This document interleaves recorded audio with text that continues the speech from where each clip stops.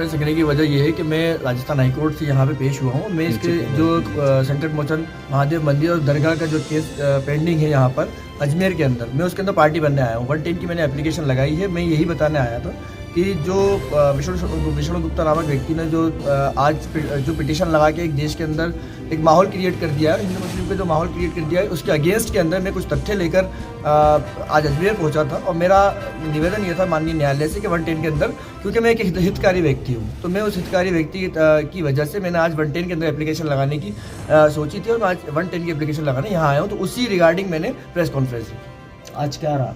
देखिए, आज कई 6 नई अर्जियां भी दाखिल हुई हैं। पहले भी 9 अर्जियां कोर्ट में पहले से ही दाखिल थी। 110 की जो हितकारी व्यक्ति थे वो इसमें पार्टी बनना चाहते थे, तो कोर्ट ने उन लोगों को आने वाले वक्त में, क्योंकि दोनों पार्टियों की एक राय थी कि जब भी नेक्स्ट डेट हो तो वो सैटरडे के दिन हो। दोनों पार्टियों की मंजूरी से कोर्ट ने अगली तारीख किसी एक दिन सैटरडे की, क्योंकि दिन नहीं बताया गया, अभी डेट नहीं बताई गई है, वो रखा है। उसके अलावा 7/11 के जवाब के लिए तारीख रखी गई है। 7/11 का जवाब भी उन्हीं के साथ दिया जाएगा।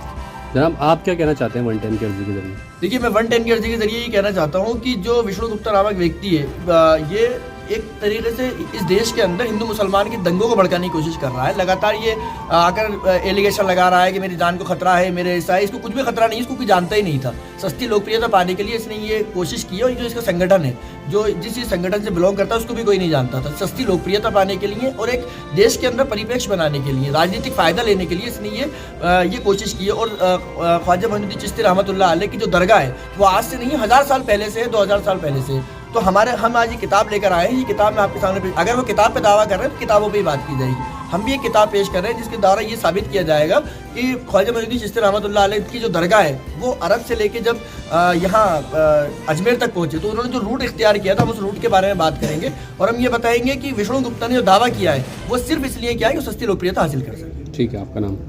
आपका ये कहना है कि वो कह रहा है कि मुझे वकील साहब की देखिए ने ये बात कही है, तो ये अनुसंधान का विषय है, इसमें अनुसंधान किया जाए। मैं सिर्फ कहना ये चाहता हूँ कि अगर आपको कोई धमकियाँ मिल रहे हैं तो आप FIR कराएं उस पर। आप कहते हैं कि मैंने FIR कराई है, नहीं कराई है। अगर FIR दर्ज नहीं हो रही है तो आप न्यायालय जाएं। आप इसके लिए न्यायालय आ सकते हैं, लेकिन खुद पे जो हमले हो रहे हैं उस पर जो आप कह रहे हैं, मैं मानता हूँ ये झूठी एक वो है तथ्य, तो आप न्यायालय जाकर उस पर FIR दर्ज कराएं। ठीक, आपका नाम? मेरा नाम एडवोकेट काशिफ जुबेरी, और मैं अवाम टोक को रिप्रेजेंट करता हूँ। ठीक सर।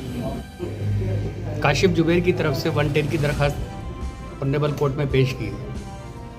जहाँ तक इस मसले का मामला है दरगाह और हनुमान मोचक वाले मंदिर का, तो उसमें 2 महीने से ये दावा चल रहा है। इन 2 महीने की प्रोसीडिंग के अंदर 2 दरखास्तें माननीय कोर्ट के सामने प्रस्तुत हुई।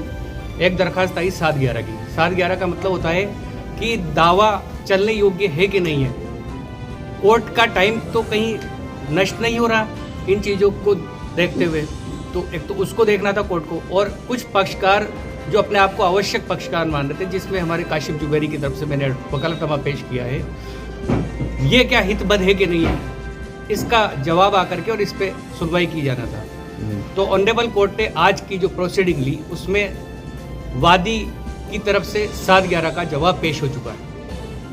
अब 7/11 पर बहस होगी अगली तारीख को। इसके अलावा 9 से 10 पार्टियों ने पक्षकार बनने की अलग से एप्लीकेशन मूव करी है 110 की, तो उस पर भी बहस होगी। तो दोनों एप्लीकेशन की बहस के लिए ऑनरेबल कोर्ट ने हमें तारीख दी है, वो तारीख अभी तक आई नहीं। 5 बजे हम वो ऑनलाइन वो तारीख प्राप्त हो जाएगी। तो जहाँ तक अगर 7/11 में ही इस दावे का डिसाइड हो जाता है, तो मुझे लगता है कि आगे कोर्ट का भी समय बचेगा और आवाम का भी समय बचेगा कि एक इस तरह के दावे जिससे कोर्ट के जुडिक्शन में नहीं आते हैं, उसको सुनने का कोर्ट को कोई मतलब है भी नहीं, तो वो बचत होगी और पब्लिक को अच्छा मैसेज जाएगा। आपका नाम? मेरा नाम रईस अहमद है।